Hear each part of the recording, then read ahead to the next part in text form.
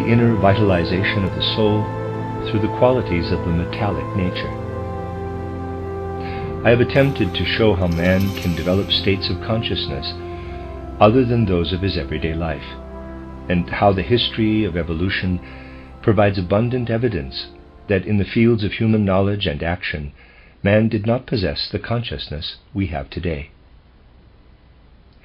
Then I tried to call attention to the relationship between the consciousness of the scholars who lived in the 10th, 11th, and 12th centuries, and the manner in which knowledge was fostered in those days in the school of Chartres, for example. And in this connection I pointed out how there arose forms of perception totally unrelated to our present level of consciousness. Brunetto Latini, Dante's teacher, is a case in point. Yesterday I tried to recall man's relationship to the universe at an even earlier epoch, in the mysteries of Ephesus, for example. We learned how entirely different conditions of consciousness prevailed at that time, though related to some extent to the normal scientific consciousness of today. After this brief digression into history, I should now like to continue our investigations. I have already indicated how the metallity, the basic substantiality of the mineral element, is related to man and his conditions of consciousness. Having shown man's relationship to the metal copper, I described the state of consciousness that enables him to participate in the experiences of the so-called dead after death. We must realize that it was a form of perception such as this which Brunetto Latini experienced in that semi-pathological condition following upon his heat stroke. Indeed, all that he describes, all that came to him through the inspiration of the goddess Natura, can be attained in that condition of consciousness, so closely related to our everyday consciousness, which is able to share the experiences of the dead immediately after their death. I said that it was a condition of greater reality. We inhabit a world of more powerful impressions, more luminous, a world that brings everything to fuller consummation than the phenomenal world. We owe it to these factors alone that we can participate in the experiences of the soul which has recently passed through the gates of death. At the same time, this world reveals a peculiar characteristic. When we inhabit this world in the state of consciousness I have described, we are no longer able to observe the normal experiences of our daily life. We see only that part of our life immediately preceding incarnation, our experiences when still in the spiritual world before birth. We must therefore realize that in this condition of consciousness, we are detached from the world which man normally inhabits. Let me illustrate my point. A man is born at a certain point in time. If at the age of 40 he develops the copper condition of consciousness, I have already explained this in my lecture of the day before yesterday, his perception is no longer related to the immediate present, nor to his perception at the age of 30 or 35. He can only look back to his experiences immediately before birth. He can do this for himself and others, but he cannot apprehend the world of everyday existence. This is only feasible for human beings. In relation to animals, we do not see them in their familiar physical form. We look into the world immediately above and perceive what I have called the group soul. We see, as it were, the aura of the animal species.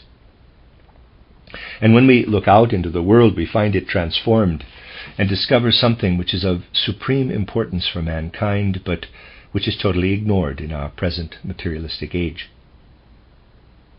And if, endowed with the highest academic learning in all faculties, we contact that being who is ever present as the goddess Natura, that being so vividly described by the teachers of the school of Chartres, Bernardus Sylvestris, Solanus ab Insulis, and others, We feel abysmally ignorant despite all our modern knowledge. We feel that our present knowledge is relevant only to the world between birth and death, and is no longer valid when we enter into the spiritual world with a consciousness that can follow the dead beyond the gates of death. When we study chemistry, the sum total of our knowledge holds good only for the life between birth and death. Chemistry, as such, is of no importance in the world we share with the dead. All the knowledge we acquire in the phenomenal world is valueless in this intermediate state between death and rebirth. It survives only as a memory. We have an immediate awareness of this intermediate sphere we now inhabit, and we feel that the everyday world in which we learned so much has faded from our consciousness. This other world now lies open before us. Let us imagine that a mountain looms up before us in our immediate environment. It gives an impression of solidity. When seen from a distance, it reflects the light of the sun, and we note its contours and rock formations. Then we gradually draw nearer.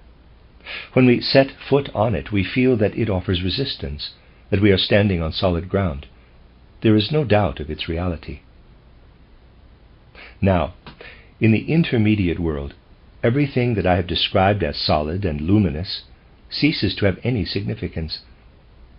Something seems to be issuing from the mountain, growing ever larger, and gives an impression of another kind of reality. Under the conditions of normal life, we see the mountain capped by a cloud. We are in no doubt that it is caused by condensations of water vapor. This phenomenon also loses all reality. Something different emerges from the cloud. What we see emerging merges with the cloud and mountain, which are gradually lost to view. Out of this union is born a new reality that is not merely nebulous, but is at the same time endowed with form. And this applies to everything in this intermediate world. Suppose we are standing in front of a large audience. The moment we enter the spiritual world, all sharply defined contours are effaced. We perceive instead the soul and spirit of the audience projected in the form of clairvoyant images. And the mysterious spiritual aura of the environment gradually encompasses us. A new world arises, the world the dead inhabit after death. We now become aware of something else. If this intermediate world which we have now entered did not exist, if it were not omnipresent, we should be without eyes and ears, without sense organs. The world described by the chemist and physicist cannot provide us with sense organs. We should be blind and deaf. Our sense organs could not be built up within us. And this was the surprising discovery of Brunetto Latini when he returned from Spain to the neighborhood of his native Florence, and suffered that slight attack of heat stroke which opened up to him this intermediate world. He realized that his sense organs were a gift from this other world, that his senses would be wholly undeveloped if this intermediate world did not permeate the world of sense experience. Our human status is determined by the fact that we owe our sense organs to our connection with this second world, this intermediate world. At all times, this second world has been called the world of the elements. Here the terms oxygen, hydrogen, and nitrogen, etc., are meaningless. They are applicable only to the world between birth and death. In the second world, it is only meaningful to speak of the elements earth, water, air, fire, and light, and so on. For the specific characteristics of hydrogen, oxygen, etc., are wholly unrelated to the senses. What the chemist discovers about the scent of violets or of asafoetida, namely that the one is pleasant and the other highly unpleasant, everything named after its chemical composition, none of this is of any significance. In the second world, all manifestations of scent or smell are spiritualized. From the standpoint of the second world, it would be described as aeriform, but it is a rarefied air, an air wholly permeated by spirit. Our senses, therefore, are rooted in the world of elements, where it is still meaningful to speak of earth, water, fire, and air. We can now correct our previous misapprehensions and develop the right understanding. What is the reaction of the modern philosopher who claims to be both logical and objective, and who have abandoned the naive outlook of earlier epochs? He maintains that these earlier conceptions were primitive.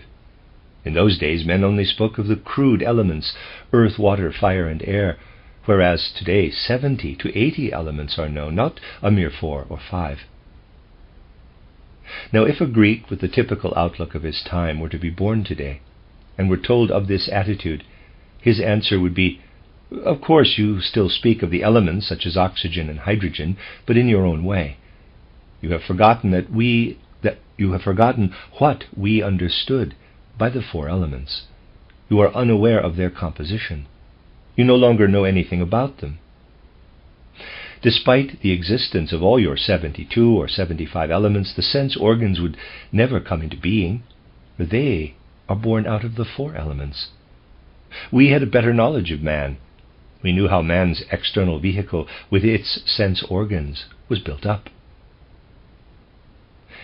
We can only form a true estimate of the impressions received by men of olden time who had undertaken the first steps in initiation, such as Brunetto Latini, when we recognize the significance of these impressions for the life of the soul and spirit, when we bear in mind their unexpected and striking effects, and how the soul was actively stimulated by them. If someone who has believed hitherto in the reality of his sense impressions discovers that this reality could not even have created his sense organs, and that behind this reality there must exist all that I have described here, then the effect in the first instance must be shattering. It is important to realize that we cannot develop such knowledge and understanding if we perpetuate the old sterile conceptions of nature that we normally hold. When we enter into this second world, everything begins to vibrate with life. We say to ourselves, the mountain we knew through sensory experience appeared to be inanimate matter. We are wholly unaware that it was permeated with living forces. Now they are revealed to us. And the cloud that formerly appeared static and inert now manifests that indwelling vital life that we had not perceived before. Everything is quickened, and in this weaving, pulsating life there is revealed a fundamental reality. In this second world, the laws of nature are not intellectual constructs. We are in touch with a spiritual being. The goddess Natura, who speaks to us, beckons and communicates insights from the world of reality. And in this way we learn about the reality of our environment through beings of a supersensible world.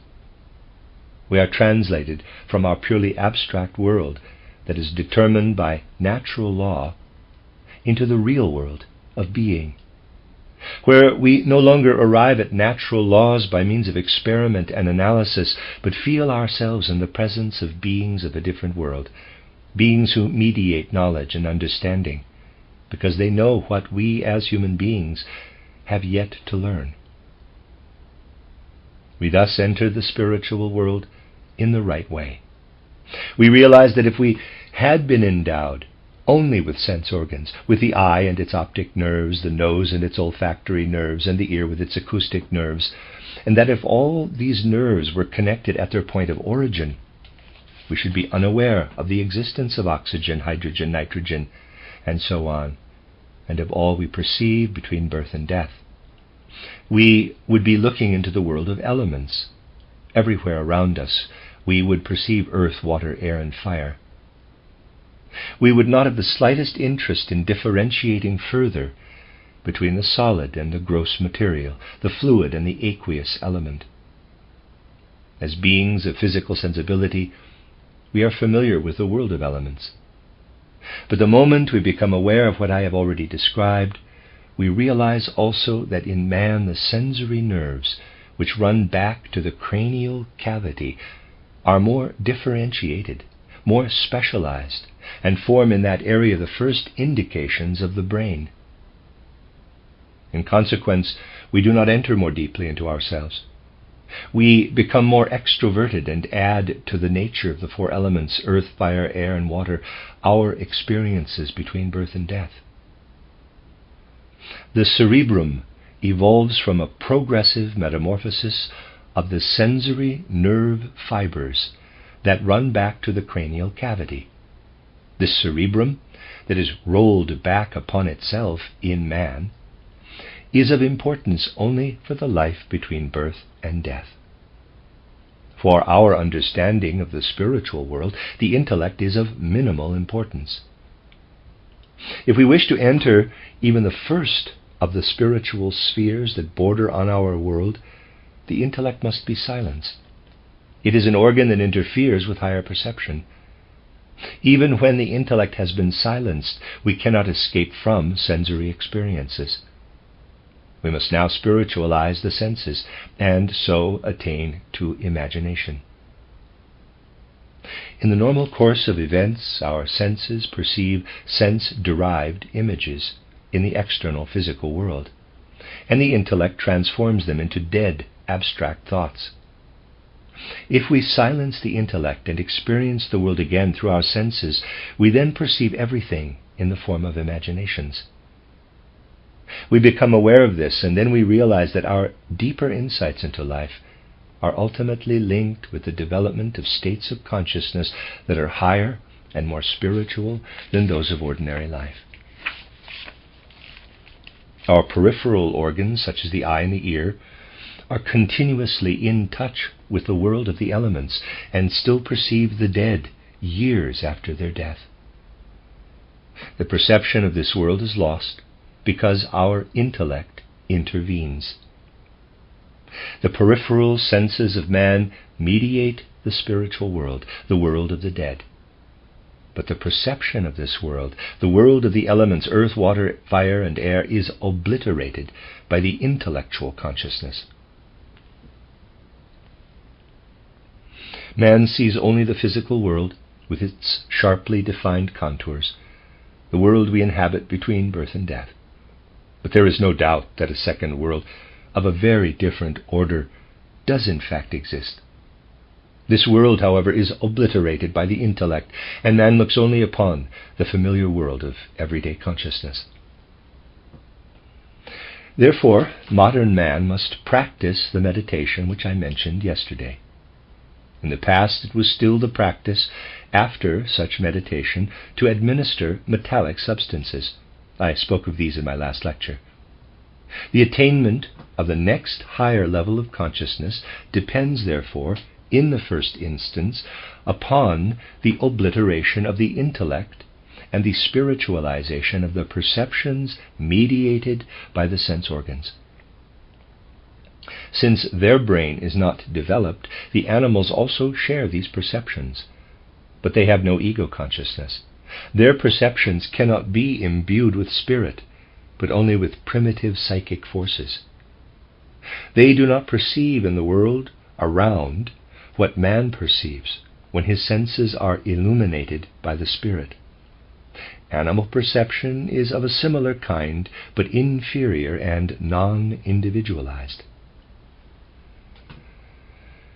What I now propose to say about the metality, the real substantiality of the mineral world, should be accepted with the due reserve to which I drew attention yesterday, when I said that the inner vitalization of the soul, through the qualities of the metality, in other words, the development of an inner communion with the metality, in a moral sense, is a necessary part of man's spiritual development today.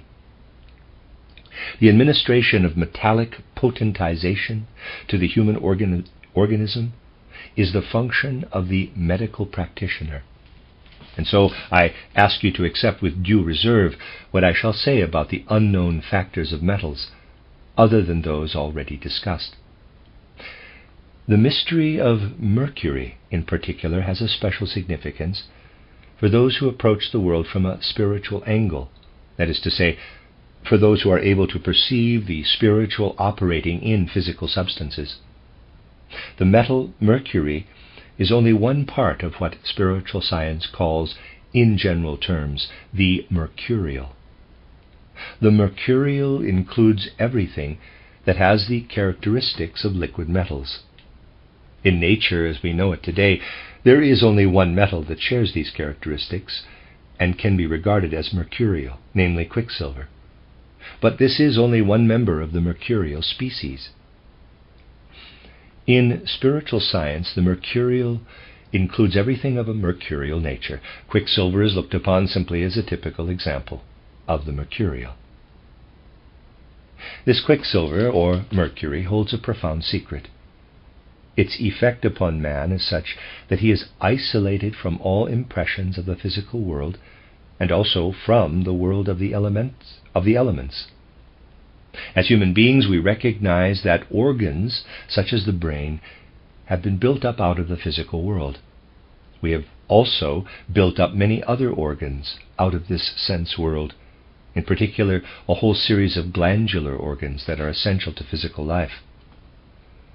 Furthermore, many organs, I have already spoken of the sense organs, have been built up out of the world which I described as the world of the second level of consciousness.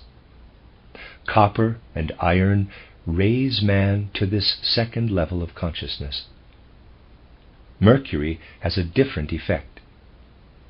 It must of necessity be present in the universe, and in effect it exists universally in a subtle state of diffusion. We are surrounded, if I may so express it, by an atmosphere of mercury. The moment man absorbs more than the normal quantity of mercury, his organism endeavors to neutralize all those organs which have been built up from the physical and elemental worlds. The astral body of man is stimulated, as it were, to call upon only those organs that have been built up out of the world of stars. Therefore, directly, the consciousness is concentrated on the metallicity of mercury, on its metallic and fluid qualities, on the fundamentally impalpable element that is characteristic of mercury, and which nonetheless is related to the human being. Man becomes inwardly permeated by a, quote, third man, close quote. I said that through his relationship to copper, man is permeated by a second man, who creates inner tensions and is able to relinquish the physical body and accompany the dead in the years immediately following their death. Quicksilver attracts to itself everything that can contribute to a far more closely knit psychic organism. Through the effects of quicksilver, man seems to apprehend the entire metabolism of his organs. When he experiences the strong metallic influence of quicksilver, the manner in which the fluids circulate through the various vessels suddenly claims his attention. The effect cannot be described as pleasant, for he feels as if he were bereft of mind and senses, as if everything were active, alive, and stirring within him, as if he were in a state of inner ferment, turmoil, and flux, pulsating with life and movement, and he feels this inner activity united with an activity without. This situation, as I have described it, follows upon the conscious training of the inner life. Through the active influence of quicksilver, man ceases to feel the presence of his brain. It has become a hollow cavity. That is an advantage for the perception of the spiritual world, since the brain is quite useless for this purpose. What he does in fact feel is movement and activity permeating his entire organism. But at first all this ferment is as painful as if one suffered from inner exhaustion. Everywhere this inner activity is united with an outer activity. We feel we have left the earth and the world of elements below us. Everything exhales steaming vapor. But spiritual beings dwell in these vaporous, steaming exhalations, the divine natura, whom Brunetto Latini so vividly describes, has now, quote, in quotes, turned about. As I said yesterday, she is identical with the Greek Persephone. Formerly she turned her countenance more toward the earth. She disclosed those things that were still connected with the earth's sphere, such as man's experience of the life immediately after death. Now she, in quotes, turns about, and man has the earth and the elemental world beneath him and the world of stars above. Just as on earth he was surrounded by plants and animals, his environment is now the world of stars. He no longer feels his insignificance in face of the mighty world of stars, but in his new stature, he feels in relation to the world of stars exactly as he felt in relation to his immediate environment on earth. With his increase of stature, he has grown into the world of stars. But the stars are not as the stars we saw when on earth. They reveal themselves as colonies of spiritual beings.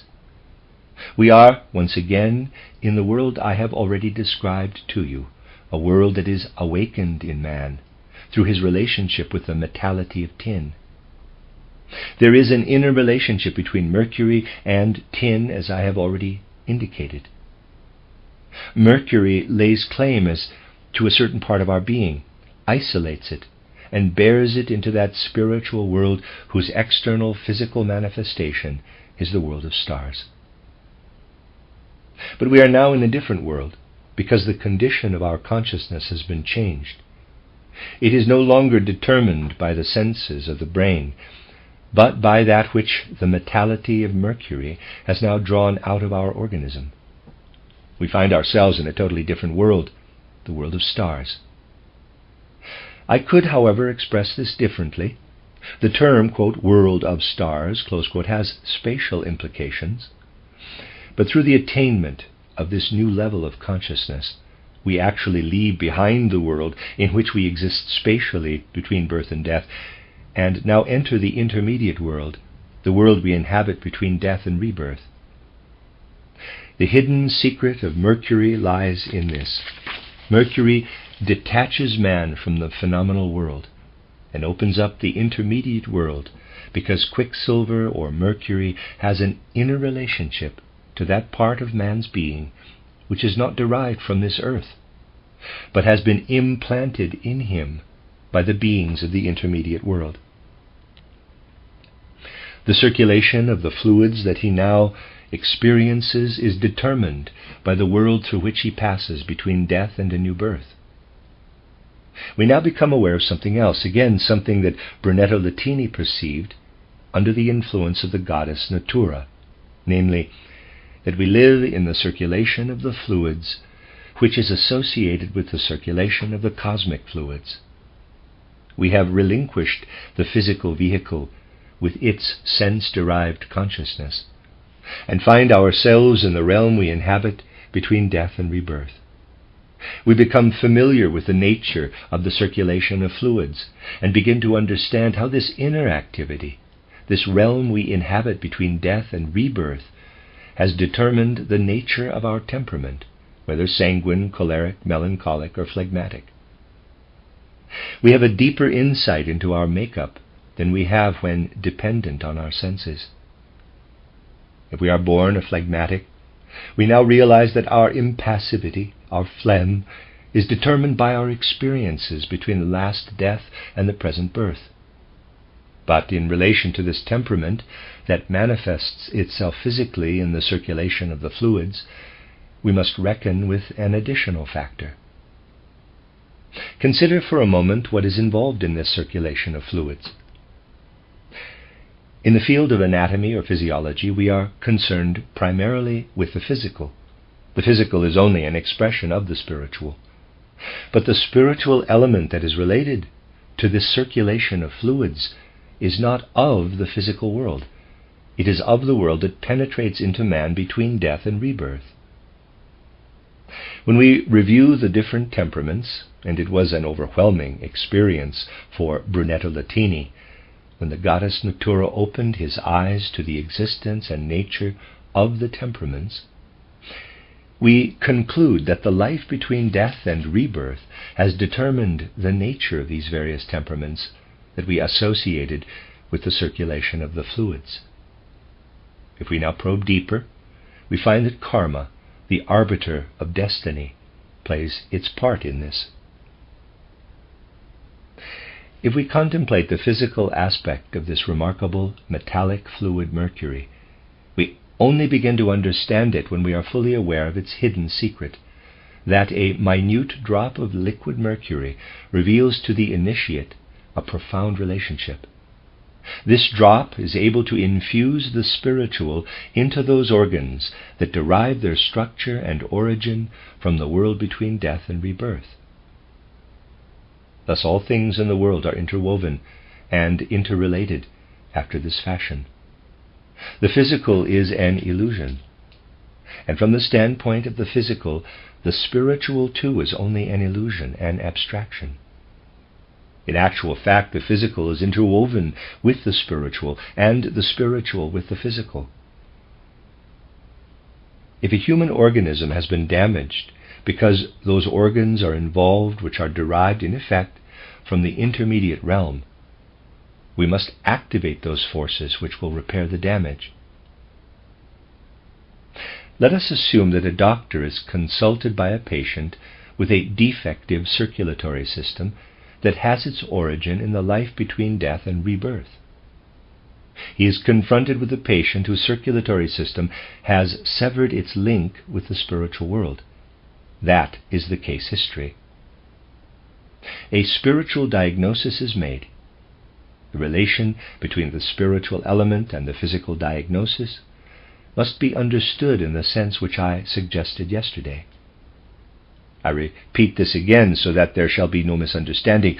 The diagnosis is as follows. The circulatory system of this patient has made a radical break with the spiritual world. What is to be done?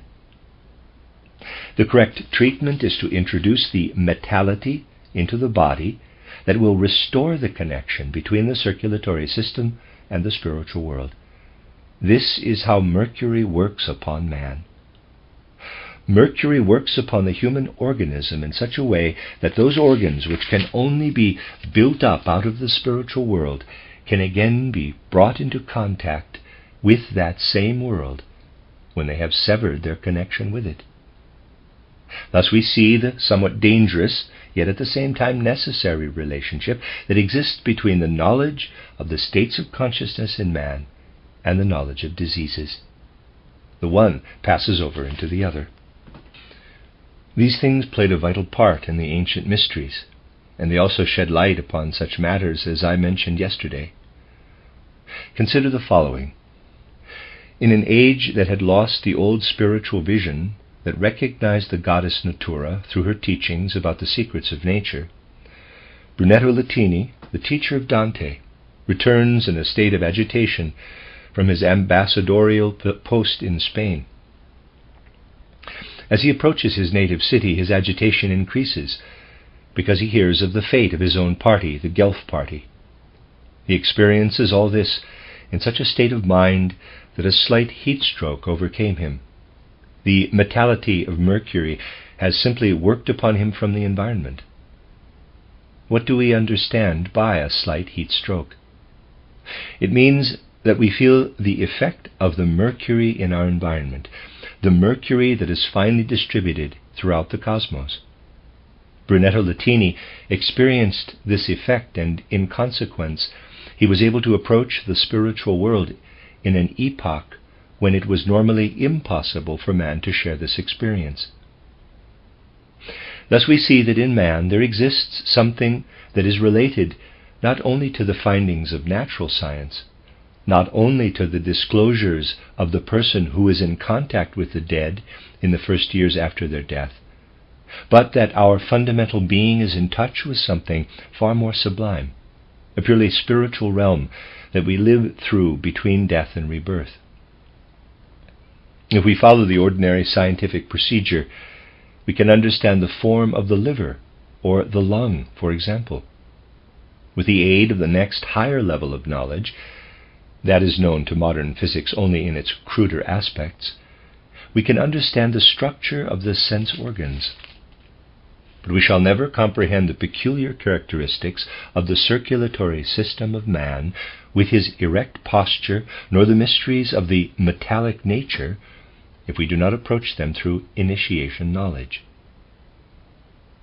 This implies that we shall never understand the nature of disease, in the sense I have described, without initiation knowledge, for the physical properties of metals cannot cure disease. With an understanding of the physical attributes of metals, it may well be possible to heal cerebral damage, but not disturbances of the circulatory fluids. What I have been saying is in fact not strictly accurate, for it is only the coarsest substance of the brain that can be healed. Fluids also circulate in the brain.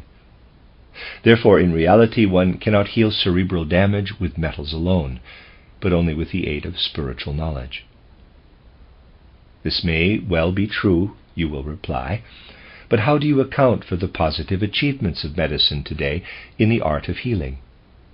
The answer is that medicine is able to heal because it still preserves a memory of the old traditional knowledge about the spiritual elements in metals. It uses a combination of traditional knowledge and purely physical discoveries, though these are of not much avail.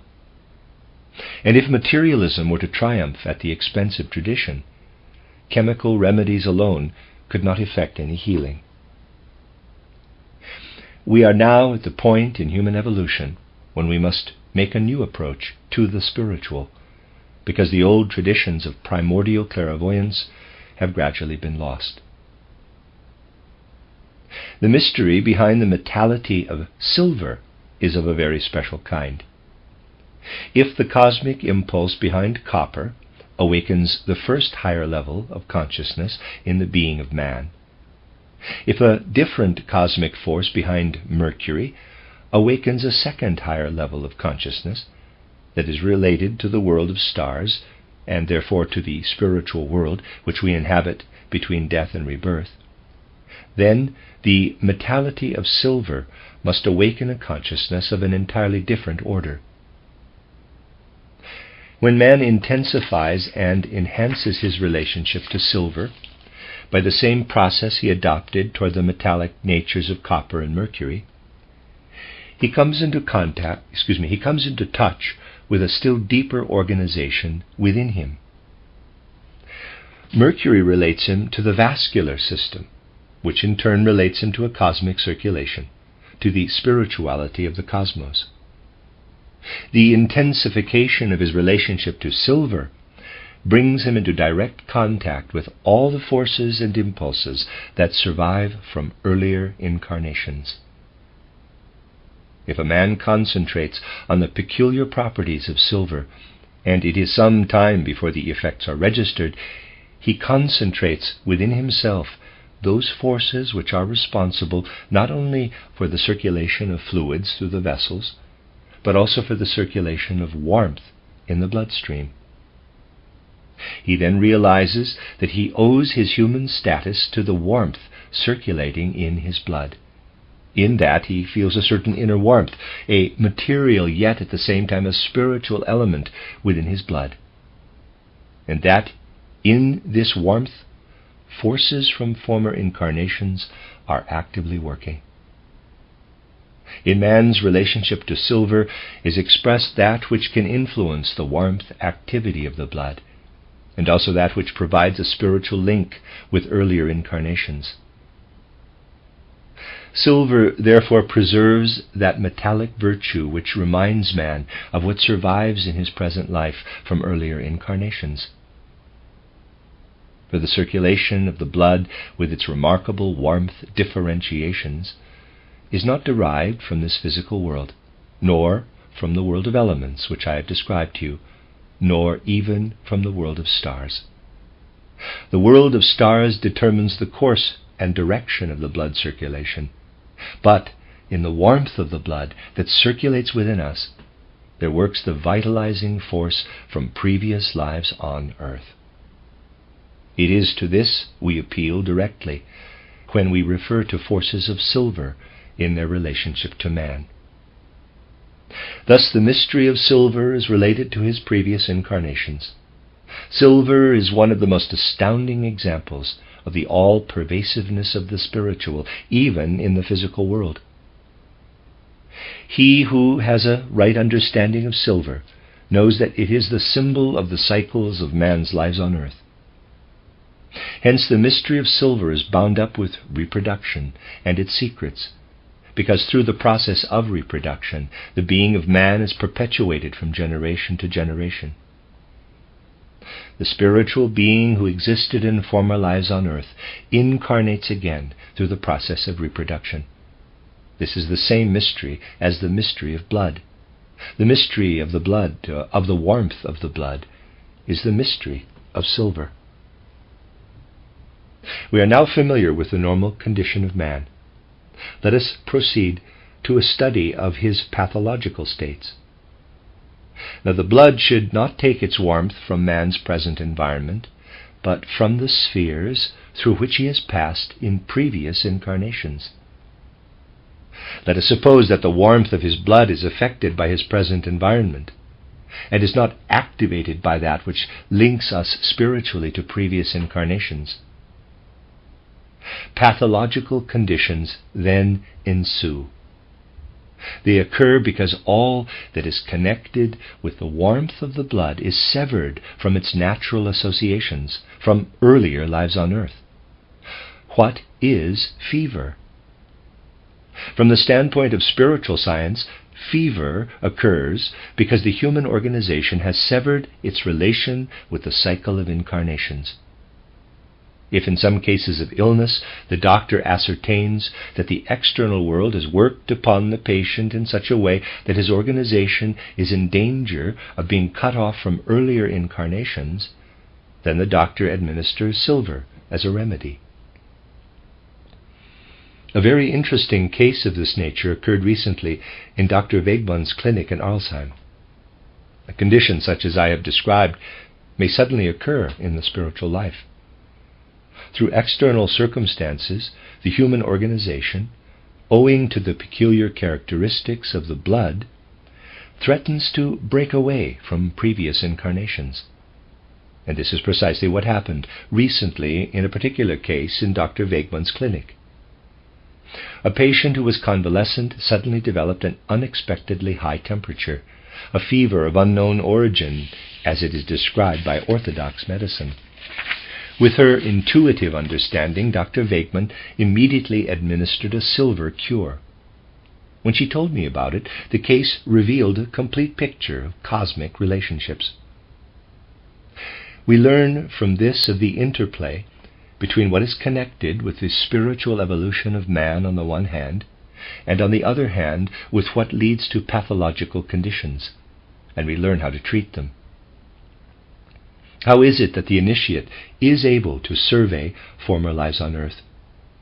So long as we are bound up with earlier incarnations, as is the case in ordinary life, and are still involved in their karma, we cannot look back upon our earthly incarnations with our ordinary consciousness.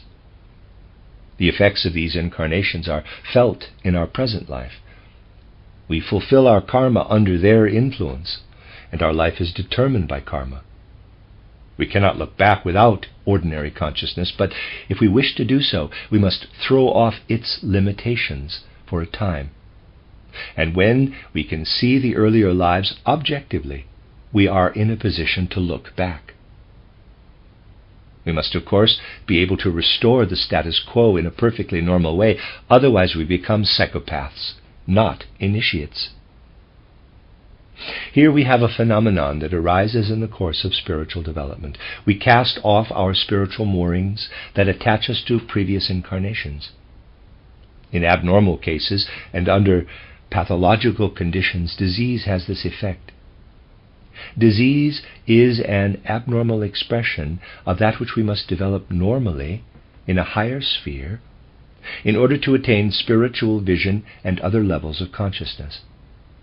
If the blood, isolated from the rest of man's organism, surrenders to the dictates of its consciousness, for blood possesses a consciousness of its own, even as other organs have their own particular states of consciousness, if then the blood is freed from the bondage of the rest of the organism, it can look back in this abnormal state into earlier incarnations, but not consciously.